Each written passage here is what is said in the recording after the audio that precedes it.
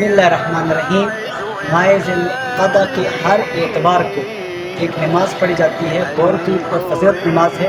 رسول خدا صلی اللہ علیہ وآلہ وسلم نے فرمایا، جو شخص اس نماز کو انجام دے گا خداوند متعال اس کی توبہ قبول کرے گا، اس کے گناہ بخش دیے جائیں گے، اور سب سے بڑی بات کہ اس کی موت ایمان پر ہوگی۔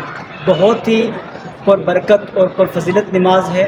نماز کا طریقہ یہ ہے کہ اتوار والے دن آپ غسل کریں، اس کے بعد وضو کریں، صبح کی طرح 2 رکعت کر کے 4 رکعت نماز پڑھنی ہے۔ ہر رکعت میں الحمد کے بعد 3 دفعہ سورہ توحید، قل هو اللہ احد، 1 دفعہ سورہ فلق، 1 دفعہ سورہ ناس کی تلاوت کرنی ہے۔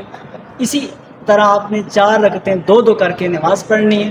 نماز کے تمام ہونے پر آپ نے 70 مرتبہ استغفر اللہ ربی و اتوب الیہ پڑھنے کے بعد ایک چھوٹی سی دعا، اور اس کے بعد پروردگار عالم سے اپنے گناہوں کی مغفرت کے لیے، اپنے مرحومین کے گناہوں کی بخشش کے لیے دعا کیجیے گا۔